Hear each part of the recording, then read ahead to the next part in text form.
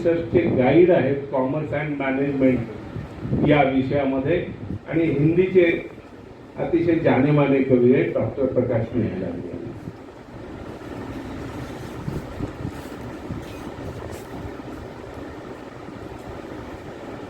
सोचते दिमागों को और देखती निगाहों को, जीवन के ताप को और ताप के प्रताप को, और ताप के प्रताप से चमक रहे थे कबीर परिवार आपको.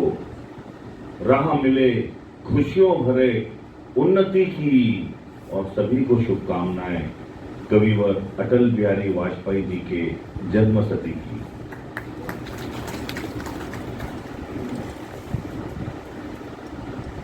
दोस्तों, मैं हास्य बैंक का कवि हूं. माने सर जी ने एक लगाम लगा दीजिए कि आप 2 कविताएं केवल बोलिए. सर 2-3 कविताएं तो हमें गर्म करने में लगती है. जी जी जी.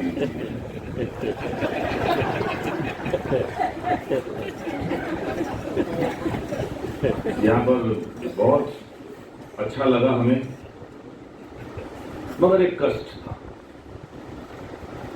ज्यादातर कष्ट जो है ये तन का कष्ट है, मन का नहीं. तन का कष्ट है, नहीं ना मन का. आपके अस्तित्व पे हमें बिल्कुल नहीं है शंका. हवा खा रहे हैं जो सुनने आए हैं, मगर सुनाने वालों के ऊपर नहीं ना कोई पंखा. थोड़ा सा गर्म करिए इसको, हम एक कविता नहीं मानेंगे आप. जी जी जी जी. दोस्तों से मैं हास्य का कवि हूँ, और आप जानते हैं कि इस पृथ्वी पर केवल इंसान ही एक ऐसा जानवर है जो हंस सकता है. आपने कभी किसी गधे को हंसते हुए नहीं देखा होगा. देखा है सर? नहीं देखा होगा.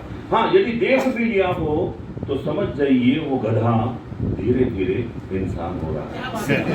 जी जी. और यदि कोई इंसान होने के बावजूद भी हंसता नहीं है तो समझ जाइए वो. जी जी. सर आप सभी लोग हंस रहे हैं, मैं गंभीर हूँ. हाँ, मगर मतलब इसका गलत मत निकालिए, क्योंकि जो हंसते हैं वो पुरुष होते हैं और जो हंसाते हैं वो महापुरुष होते हैं. और वैसे भी ये हंसी कम वक्त चीज बड़ी करामाती है. आती है तो आती है, नहीं आती है तो नहीं आती. जी सर, आप कितनी कोशिश कीजिए, नहीं आएगी, और आएगी तो बिना बात के आ जाएगी. और ये हंसी अपना सिकंजा कुछ ऐसे कसती है, मुंह और नाक अगर बंद कर लो तो आदमी की तोंद हंसती है ना सर. ये हंसी चीज बड़ी करामाती है. सर एक तो हम हंसी वाले हैं, और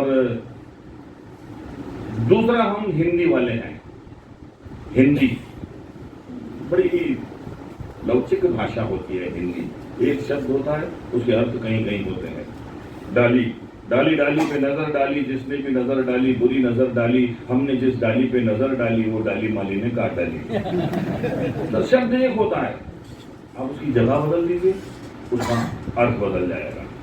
सर कभी कभी तो अर्थ का अनर्थ भी हो सकता है. एक उदाहरण उसका, पति और पत्नी दोनों डॉक्टर थे.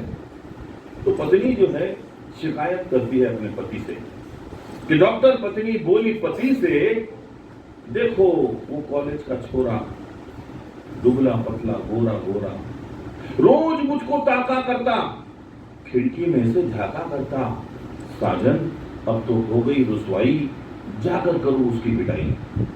साजन ने पकड़ा, उसको मारा और बोला, बेटा देखा जो दोबारा. लड़का बोला नहीं देखूंगा, पहले तुम वो बोर्ड उतारो.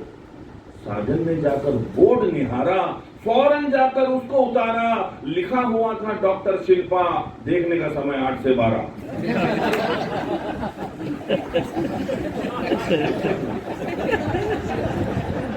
सर कोई जरूरी नहीं कि मेरी सारी की सारी बातें आप आज ही समझ जाएं.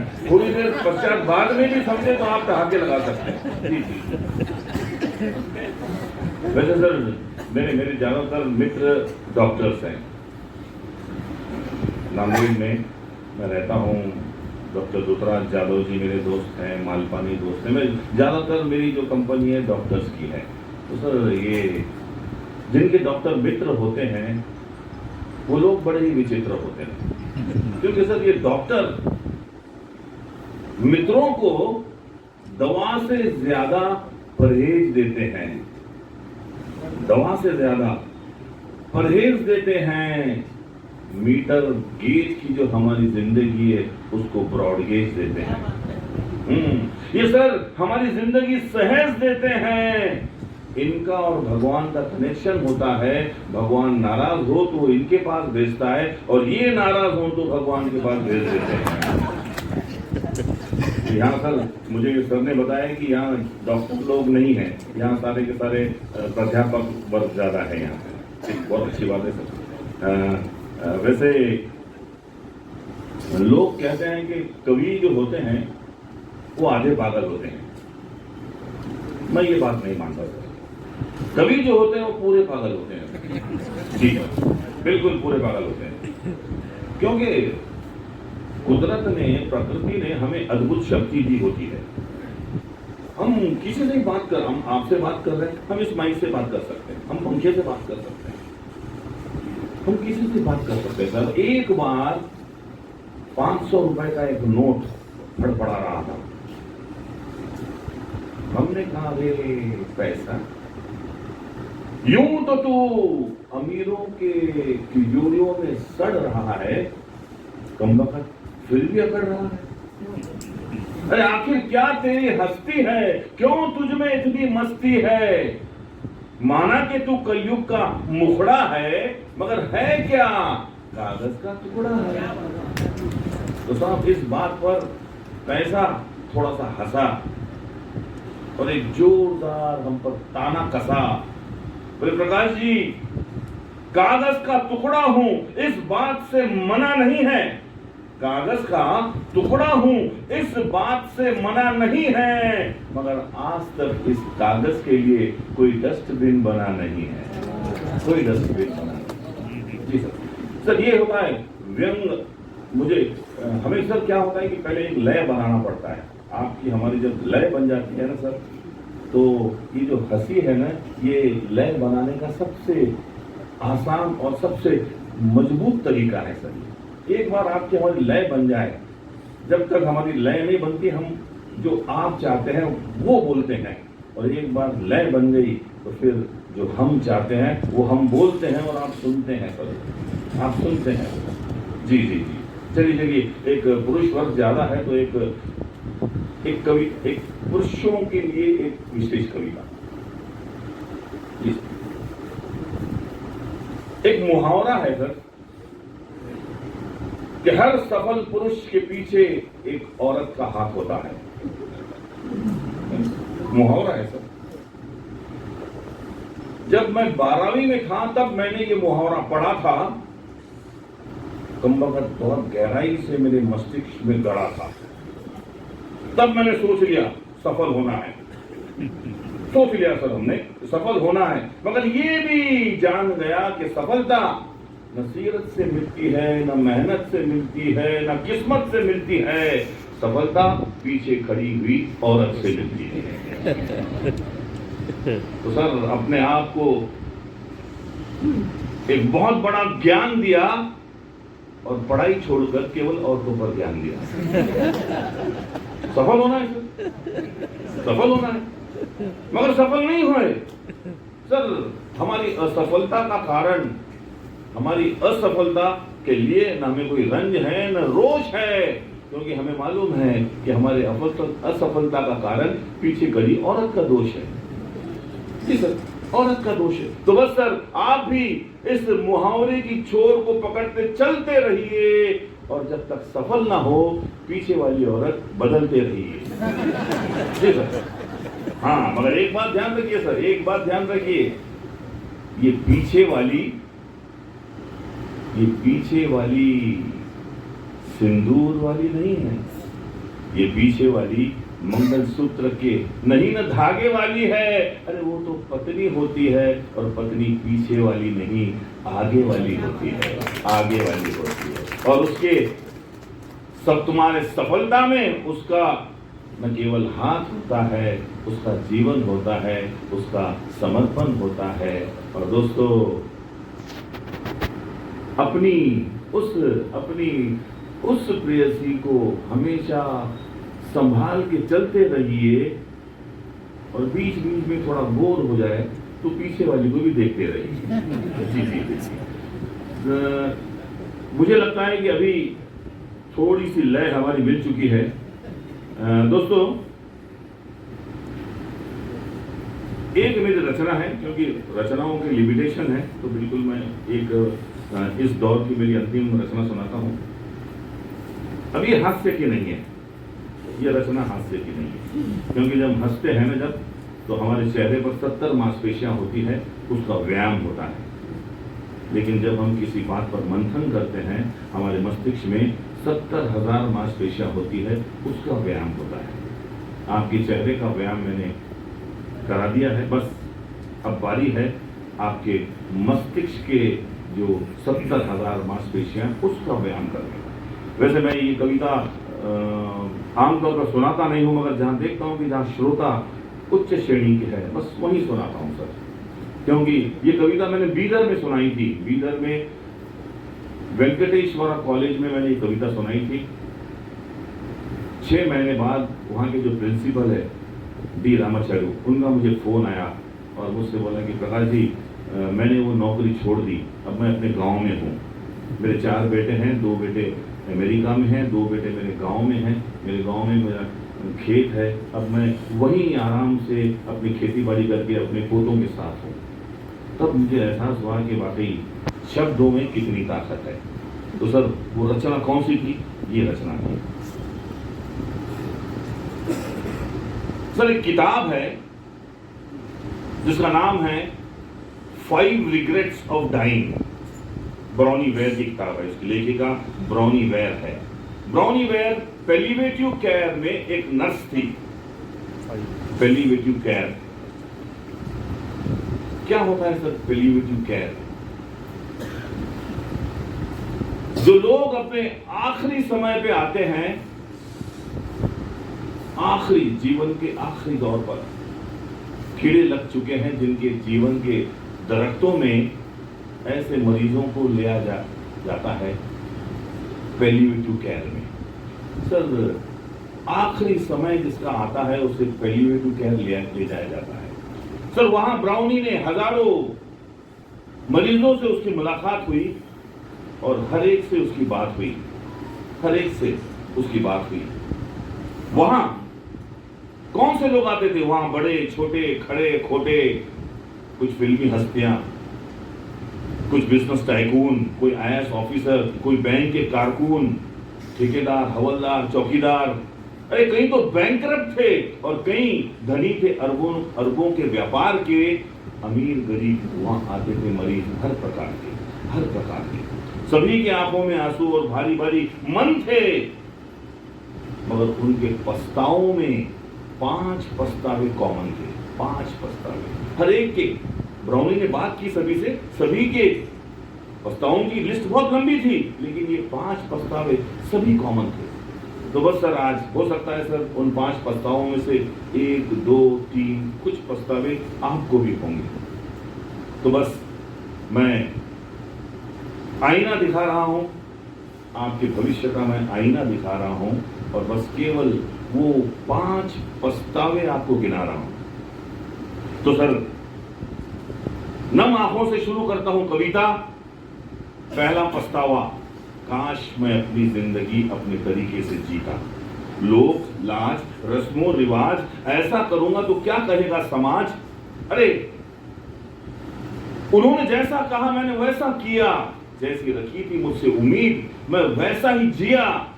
अगर मैं करता अपने मन की तो मेरा आनंद दुगना तिगना होता। काश मैंने अपना रास्ता खुद चुना होता। आज जब घेरे हैं मुझे अंधेरे के साए, जिनकी मैंने परवाह की वो कम वक्त मुझे देखने भी नहीं आए। अरे, उनकी परवाह मैंने ना की होती, काश मैंने अपनी जिंदगी अपने तरीके से जी होती। काश मैंने अपनी जिंदगी अपने तरीके से जी होती। पहला पछतावा। बहुत प्यार करता था मैं अपने पत्नी से, मगर आई लव यू उसे कभी बोल ना पाया। अरे नफरत करता था मैं अपने कपटी मामा से, मगर दिल अपना उसके सामने कभी खोल ना पाया। जिसका मैंने दिल दुखाया उसे बोल ना पाया मैं सॉरी था, प्रकट न कर पाया आभार जिनका मैं आभारी था। अरे दिल की बात दिल में रही, कह देनी थी वो ना कही। दूसरा पछतावा, दिल की बात दिल में रही, कह देनी थी वो ना कही। अंदर ही अंदर बात न दबाई होती, काश मैंने अपनी फीलिंग्स जताई होती, काश मैंने अपनी भावनाएं जताई होती। दोस्तों सोचिए, जब ब्राउनी ने उन मरीजों से बात की होगी तब क्या रहा होगा सीन। आइए देखते हैं रिग्रेट नंबर 3। जब मेरे मां का ऑपरेशन हुआ तब मैं जयपुर में था। जब मेरी पत्नी डिलीवरी को गई मैं ऑफिस टूर पे था। मुझे अपने मां को अपने हाथों से दवा खिलाना था, मेरे बेटे को अपने हाथों से झूला झुलाना था, मगर मैं ये नहीं कर पाया क्योंकि मेरा उद्देश्य पैसा कमाना था। यूं रेत की तरह हाथ से फिसल जाएगा वक्त, ऐसा मैंने सोचा न था। अरे बहुत दफा तो मैं अपने बेटे के बर्थडे पर भी पहुंचा न था। संसार में जिसकी सबसे ज्यादा कीमत है वो पैसा नहीं समय है, और समय बड़ा सीमित है। अरे अपनी जवानी खो दी, बच्चों का बचपन देख न पाया, और उसके बदले में मैंने जरूरत से ज्यादा पैसा कमाया। जो सुनहरा वक्त मैंने पैसे कमाने में बिताया, वो सुनहरा वक्त अपने परिजनों के संग बिताया होता। तीसरा पछतावा, काश मैंने जरूरत से ज्यादा पैसा न कमाया होता, काश मैंने जरूरत से ज्यादा पैसा न कमाया होता। चौथा, निगाहें जिनको है खोज थी, अतीत के बारे में सोच थी। चौथे पछतावे का नाम था दोस्ती। वैसे तो आज बहुत दोस्त हैं, कोई चंदे वाले, कोई कंधे वाले, कोई कार वाले, कोई काइनेटिक वाले, कोई ऑफिस वाले, कोई राजनीतिक वाले, कोई तलब वाले, कोई क्लब वाले, सब के सब हैं मतलब वाले। मगर कहां है वो मेरे लड़कपन वाले, वो मेरे समर्पण वाले, वो मेरे अपनेपन वाले। अरे कहां है वो मेरे दोस्त बचपन वाले, जिनके साथ मैंने पहली सिगरेट पी थी, सालों ने मुझ पर मां की गाली दी थी। उन्हीं के संग होली को मैंने पी थी भांग घोट के। कहां है वो मेरे दोस्त लंगोट के, पता नहीं कैसे रूठ गए, मेरे किस बात से मुझसे छूट गए। अब तो बस दोस्ती के नाम पर केवल दिखावा है, और ये उन मरने वालों का चौथा पछतावा है कि झूठ में रहा मैं। अरे रे रे रे रे रे रे, झूठ में रहा मैं, सच में रहा होता, काश मैं अपने पुराने मित्रों के टच में रहा होता। खिल उठती जिंदगी और हंसना भी फुल टू फुल वर्क में होता, काश मैं अपने मित्रों के संपर्क में होता, काश मैं अपने जूने मित्रों के संपर्क में होता। दोस्तों आप समझ रहे होंगे कि उन मरने वालों के दिल पे कितना भार था। आखिरी पछतावा, पांचवा पछतावा, इन चारों पछतावों का सार था। मेरी अपनी जिंदगी थी, मेरी अपनी जिंदगी थी, मुझे पता था कैसे खिलेगी, मुझे मालूम था कौन सा काम करने से मुझे खुशी मिलेगी। मैं परिपूर्ण था, सक्षम था, हर निर्णय मेरे ही हालात में था। मेरा खुश रहना किसी और के नहीं, मेरे ही हाथ में था, मेरे ही हाथ में था। अरे ऐसा ही कुछ डिसीजन मैंने लिया होता, काश मैंने अपने आप को खुश रहने दिया होता, काश मैंने अपने आप को खुश रहने दिया होता। बस दोस्तों इतना कहा और मर गए। संदेशा छोड़ा और उड़ गए लिफाफे। ये थे उन मरने वालों के 5 पछतावे, कॉमन 5 पछतावे। किसी ने ये नहीं कहा कि एक और बंगला होता, समाज में और भी मान होता, एक और दुकान होता, और भी भारी कपड़े पहने होते, और भी मेरे पास गहने होते।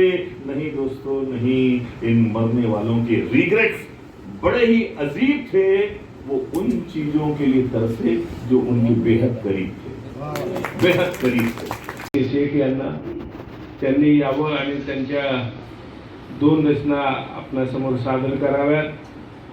DK शेख हे मूळचे वाशीचे आहेत, पण आता सध्या धाराशिवला राहतात. त्यांचे अनेक मराठी कविता संग्रह प्रकाशित आहेत, ज्याला अतिशय सन्मानाचे पुरस्कार मिळालेले आहेत.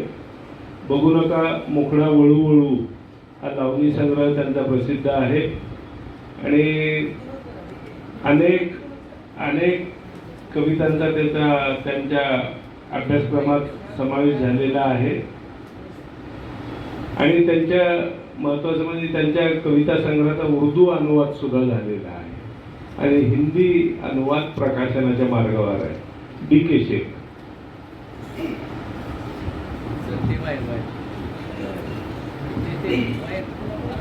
पैसा भरेंगा भैया, कुत्ते की मौत मरेंगा भैया, कुत्ते की मौत मरेंगा भैया, कुत्ते की मौत मरेंगा भैया.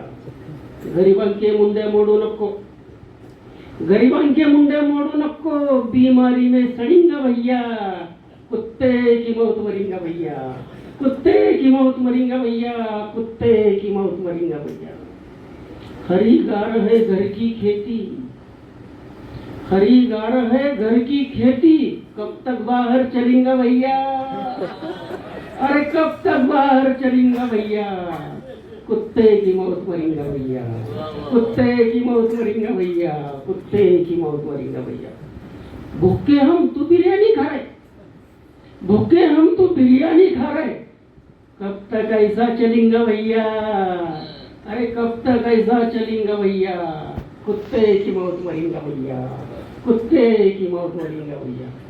झगड़े लगा को छू मंतर तू, झगड़े लगा को छू मंतर तू, घर हमारा कब तक जलेंगा भैया, घर हमारा कब तक जलेंगा भैया, कुत्ते की मौत मरेंगा भैया, कुत्ते की मौत मरेंगा भैया, कुत्ते की मौत मरेंगा भैया. दिन निकले की तेराच दर्शन,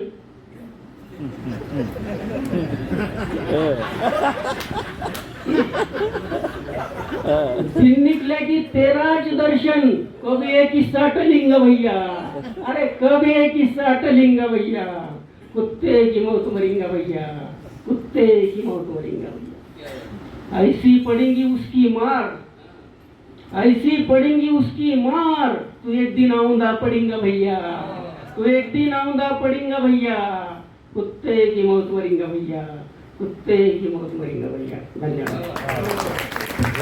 पावन करतो.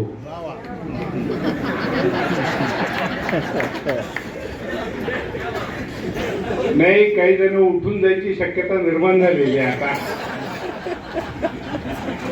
की जो स्वतःचा अनुभव आहे.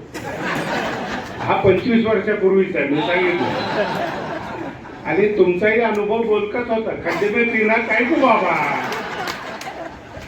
हे अनेक वर्षापूर्वी हा ते आपण अनेक वर्षापूर्वीचेच भेटलो होता, की जो मदिरेचे सेवन करतो तो देहाला पावन करतो आणि एक थेंब अस्सल मदिरेचा उन्हाळ्यासही श्रावण करतो.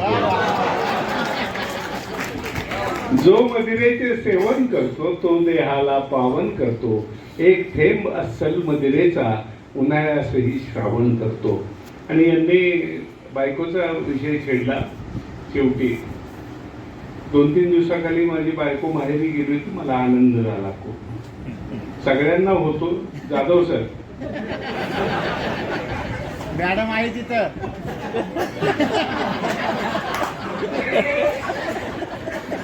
अजय हे वाक्य मागे घेतो. ती मला म्हणाली की आम्हाला फोन नाही केला तुम्ही 1-2 दिवस, का मला कंटाळलात का काय. म्हटलं हिने कसं काय ओळखलं मनातला आपल्या. पण मी म्हणलं तुझ्याकरता 4 ओळी लिहित होतो म्हणल्यावर बायको खुश झाली. बायको माहेरात, मी लातुरात. मी तिला म्हणालो की का मला तू आल्याचा भास होतो. तुमचं कपाळ जवळ नाही म्हणून हसताय तुम्ही जोरात. की का मला तू आल्याचा भास होतो, रोज एकदा तरी हमखास होतो. तू दिला निरोप वाऱ्याला तिथे अन मी इथे गंधाळलेला श्वास घेतो. आणि का मला तू आल्याचा भास होतो. बायको म्हणाली लग्न होऊन 38 वर्ष झाले, एवढं चांगलं तुम्ही माझ्यावर लिहिणं शक्य नाही म्हणजे. बायको माहेरातनं घरी आली इकडं लातूरला, खरं काय ते तुमच्या मनातलं सांगा. मी तिला सांगितलं धाडस करून की का मला तू आल्याचा भास होतो आणि काय सांगू केवढामध्ये त्रास होतो. माहेरी मुक्काम वाढला तुझा अन एकदाचा मोकळा मी. अनुभव बोलका असतो.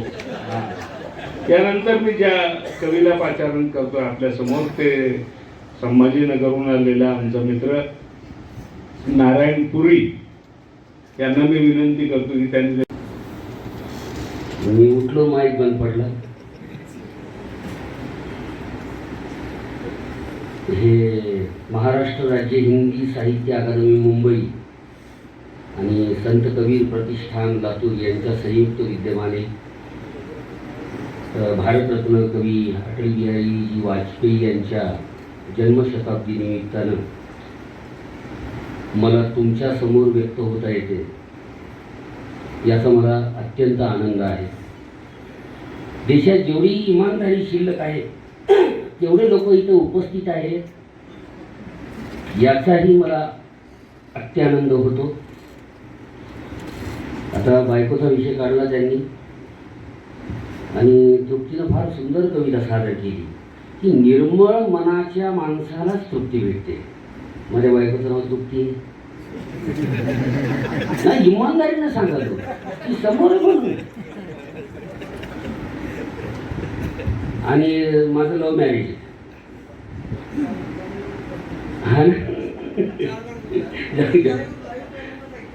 हो का. काही लोकांना असं वाटतं की लव्ह मॅरेज आणि अरेंज मॅरेज अशा वेगवेगळ्या भानगडी असतात. असं काही नसते. हे भाजल्यानंतर लक्षात येते. म्हणजे यादव सर ते लहानपणी म्हणायचे तो भी भाजल, तो भी भाजू दे. ते लहानपणी कळलं नाही मला. जेव्हा लग्न झालं तेव्हा कळलं की अरे बी भाजणं म्हणजे काय असते. म्हणजे बी भाजणं म्हणजे एका जागी मेघ ठोकणं आणि लांबणीनं बांधणं.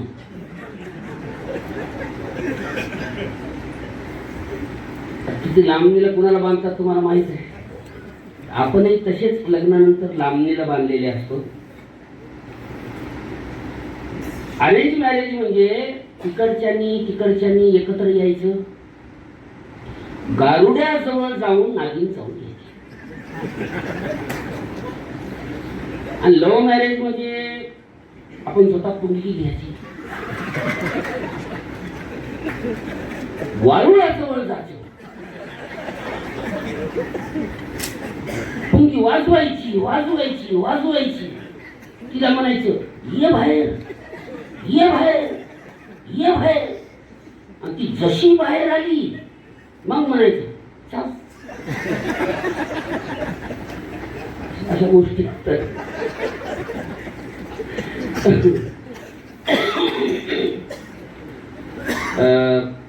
सर खूप सुंदर बोलले जाधव सर की हे जे चालू आहे देशातलं वातावरण विराफासली फार. सखे बोराटीचा काटा, बोराटीचा म्हणजे बोरीचा काटा. तो असा वाकडा असतो. गावरान बोरीचा वाकडा असतो, सरकारी बोरीचा सरळ असतो. आणि काट्याचे वेगवेगळे प्रकार आहेत. बोरीचा काटा, बाबळीचा, बाबळीचे दोन बाबळी आहेत. एक शाण्या बाबळीचा काटा, येड्या बाबळीचा काटा, गुलाबाचा काटा. काही काही माणसातही काटा असतो.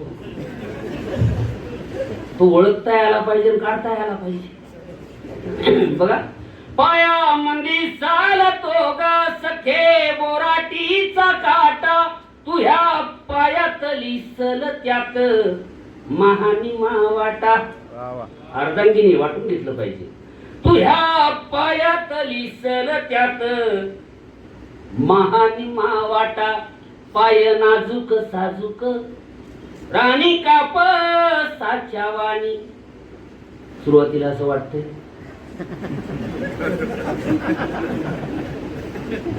कापसाच्या वाणी, नंतर दगडाची होतात.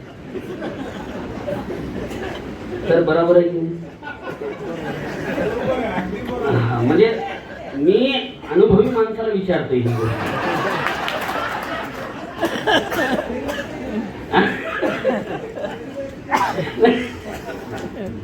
म्हणजे असं समजू आपण बाबा. मग पाय नाजूक साजूक राणी कापसाच्या वाणी, तुझ्या पायाला फुलली बघ काट्याची गाणी. काट्यानेच काट काढू, आपल्याला काट्यानंच काटा काढू. काट्यानेच काट काढू जरा होईल गईजा, राणी काट्याला मी देतो बघ काट्यानेच सजा. अशी लंगडू नकोस घडी भर बस राणी. चित्र बघा, जस्ट इमॅजिन. अशी लंगडू नकोस घडी भर बस राणी, मुच्च कुणी काट्यानं ग. मुचकुनी म्हणजे शेंडा. मुच्च कुणी काट्यानं ग झाली गाजराच्या वाणी. तू हा मखमाली पाय मांडीवर ठेव जरा. काटा काढण्याची पद्धत आहे आमच्याकडे, असा काढला जातो.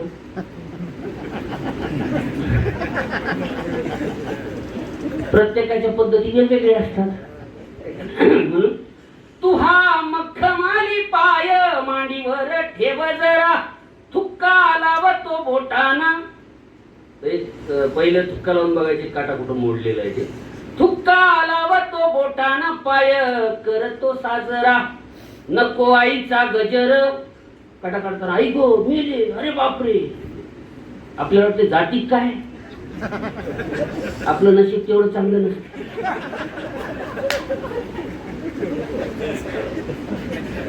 नको आईचा गजर, आई तुही माहेरात बे शेजारी पाजारी गळच बघतात. बघ निघाला ग काटा धरतर हातामंदी. सगळे शेती भातीतले लोक आहेत ही. आणि लहानपणी ज्यांना काटा मोडला त्यांनी हा खेळ खेळलेला आहे. ज्या माणसाला काटा मोडून ज्या माणसानं हा खेळ खेळला नाही त्याच्यासारखा दलिंदर माणूस पृथ्वी तलावर नाही. अशा दलिंदर माणसाला 4 मजली इमारतीवर घेऊन जायचं आणि मुंडक्यावर सोडायचं. नाही गेला तर परत घेऊन जायचं. अरे जगतो कशाला, खाला कारण भोईला भार. म्हणजे ज्याला गुलाबाचा सुवास येत नाही, चीच बघितल्यावर त्याच्या तोंडाला पाणी सुटत नाही, अशा दळभद्री माणसानं मेलेच बरं. म्हणून लहानपणीची आठवण बघा. यादव सर, आम्ही तर हे सोनोग्राफी वगैरे आता आले होते, आम्ही तर नागर मेत्याच्या काडीवर सांगायचो बरोबर पोरगी खेळलाय की नाही सर. एवढं प्रगत विज्ञान होतं आमचं त्यावेळेस. दोऱ्यावर जेव्हा आम्हाला चट्टी वडायची कळत नव्हतं त्यावेळेस शोध लावलेला आहे.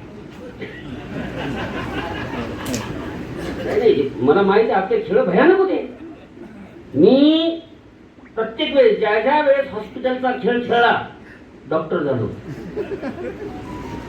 कंपाऊंडर बिलकुल झालो नाही. आणि सगळ्यांनी हा खेळ खेळलेला आहे. नाही खेळला पटकन मरून जा. जगता कशाला. म्हणजे माणसानं प्रेम केलं पाहिजे, सगळ्यांनी प्रेम केलं पाहिजे, पण सगळ्यांनी मिळून एकावर नाही करायचं. आपली शाखा आपली असली पाहिजे. के निशागर्द हो गया होगा. कहते हैं कि वक्त कदमों के निशागर्द हो गया होगा, दूर तक चला जो फिर वो खो गया होगा. वक्त कदमों के निशागर्द हो गया होगा, दूर तक चला जो फिर वो खो गया होगा. हंसते हंसते सूली पर जा चढ़ गया भगत. हंसते हंसते सूली पर जा चढ़ गया भगत.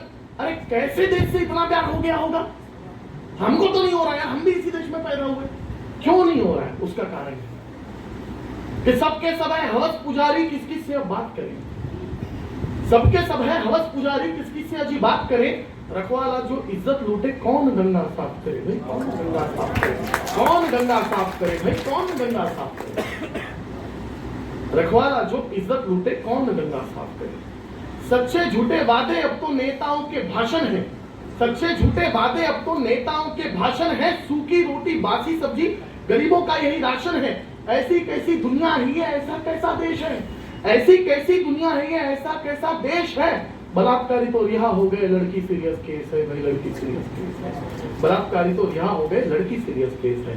तेरा पैसा मेरा पैसा नेता नंगा नाच करे, तेरा पैसा मेरा पैसा नेता नंगा नाच करे।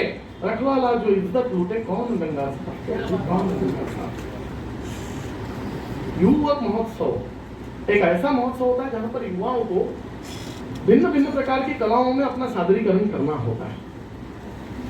कोई कलाकार बनता है, कोई पेंटिंग करता है, कोई कविताएं लिखता है, कोई ड्रामा करता है, सभी अपनी अपनी प्रस्तुतिकरण करते हैं। पर सच कहूं ना तो हम सबका एक प्रॉब्लम है।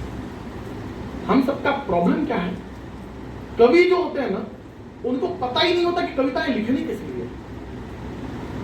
जनरली समाज के लिए लिखते हैं, कुछ कवि प्रेमिका के लिए लिखते हैं, कुछ कवि कहते हैं मैं देश के लिए लिखता हूं। तो मैं कहना चाहूंगा कि कई बार मेरे जिंदगी में ऐसे मुकाम आते हैं, कई बार मेरे जिंदगी में ऐसे मुकाम आते हैं, मेरे अपने शेर मुझे खुद को हौसला देने के काम आते हैं। मेरे अपने शेर मुझे खुद को हौसला देने के काम आते हैं। तो ऐसा ही हौसला देने वाली एक रचना सुनाऊंगा और विदा दूंगा। हौसला देने वाली रचना ऐसी है कि कांटों की बात करूं। देखिए मैं जो हर एक शेर इसमें का, इस जो मैं जो आगे जो गजल ही समझिए कि जो बता रहा हूं इसका हर एक अशार, हर एक शेर जो है वजनदार है और अर्थ पहुंचे तो मुझे सूचित करना है। आप तक अर्थ पहुंचेगा ऐसी एक आशा के साथ आपके सामने रखता हूं कि हो जाए कांटों की आदत जो मुझको। कांटे कब होते हैं? जब बाहर आनी होती है तब कांटे आते हैं, पत्ते आते हैं, फिर फूल आते हैं। तो हो जाए कांटों की आदत जो मुझको, बाहरों समय भी यहाँ खिलने लगूंगा। कि हो जाए कांटों की आदत जो मुझको, बाहरों से मैं भी आप खिलने लगूंगा। जो डूबेगा सूरज मेरी ख्वाहिशों का, जो डूबेगा सूरज मेरी ख्वाहिशों का, तो जुगनू सा मैं भी यहाँ जलने लगूंगा।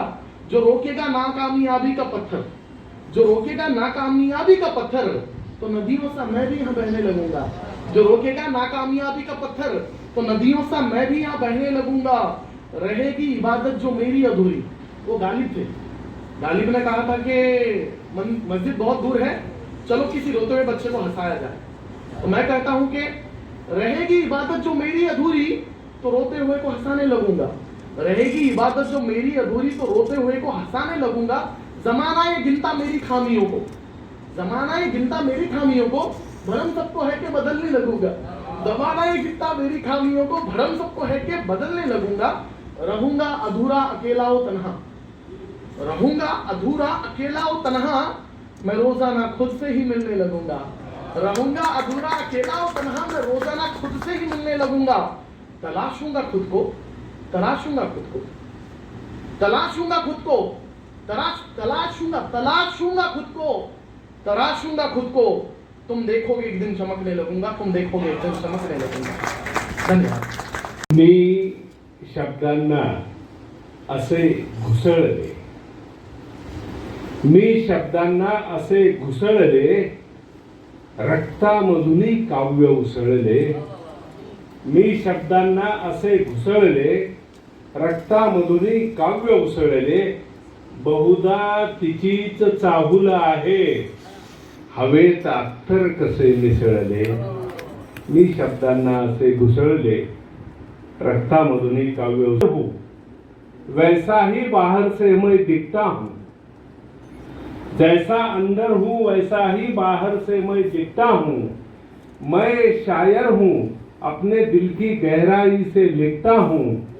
और शैतानों से भीड़, तू म्हणाला होता बारूदचा एक संदर्भ आहे याच्यात की जैसा अंदर हूँ वैसा ही बाहर से मैं दिखता हूँ। मैं शायर हूँ, अपने दिल की गहराई से लिखता हूँ। शैतानों से भिड़ जाऊं मैं, कलम लगे तलवार मुझे।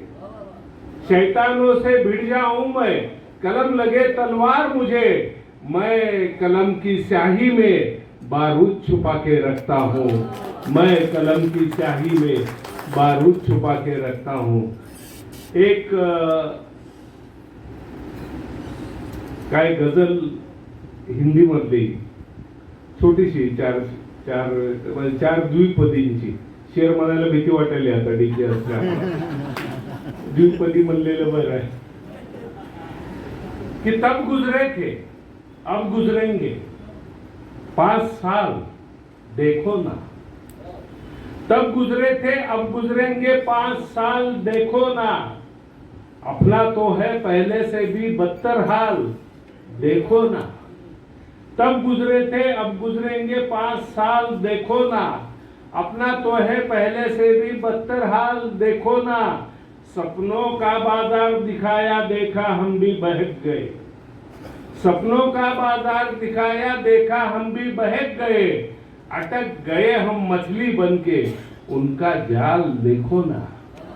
सपनों का बाजार दिखाया देखा हम भी बहक गए. अटक गए हम मछली बनके उनका जाल देखो ना. आने वाले अच्छे दिन का एक नमूना बोलूं क्या. आने वाले अच्छे दिन का एक नमूना बोलूं क्या. 100 रुपए में सिर्फ सूंघो थोड़ी दाल देखो ना. आने वाले अच्छे दिन का एक नमूना बोलूं क्या.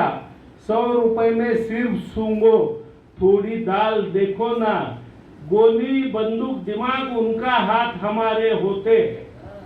गोली बंदूक दिमाग उनका हाथ हमारे होते हैं. मालूम फिर भी नहीं समझते उनकी चाल देखो ना. तब गुजरे थे अब गुजरेंगे 5 साल देखो ना. अपना तो है पहले से भी बदतर हाल देखो ना. आणखी एक छोटी गझल की आता आपण पावसाची वाट अत्यंत अगतिक होऊन पाहतोय सध्या. प्रचंड उन्हाळा वाढलेला आहे. हल्की सी बारिश खेतों पर कहां से लाऊं. हल्की सी बारिश खेतों पर कहां से लाऊं. मिट्टी की खुशबू मुट्ठी पर कहां से लाऊं. कि हल्की सी बारिश खेतों पर कहां से लाऊं. मिट्टी की खुशबू मुट्ठी पर कहां से लाऊं. रिश्वत लेना देना आदत हो गई हमको. रिश्वत लेना देना आदत हो गई हमको. कलयुग में नेकी का मंजर कहां से लाऊं. रिश्वत लेना देना आदत हो गई हमको. कलयुग में नेकी का मंजर कहां से लाऊं. सुनते हो जी ये सुन सुन के तंग जमाना. विभूते सर तुमचे आलेत का घरचे.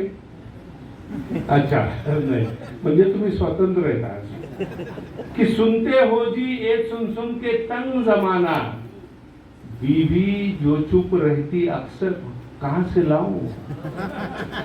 कि सुनते हो जी ये सुन सुन के तंग जमाना. बीवी जो चुप रहती अक्सर कहां से लाऊं. खून खराबा लूटपाट और बलात्कार भी आपण रोज वाचतोय. खून खराबा लूटपाट और बलात्कार भी बिना हादसे का मैं पेपर कहां से लाऊं.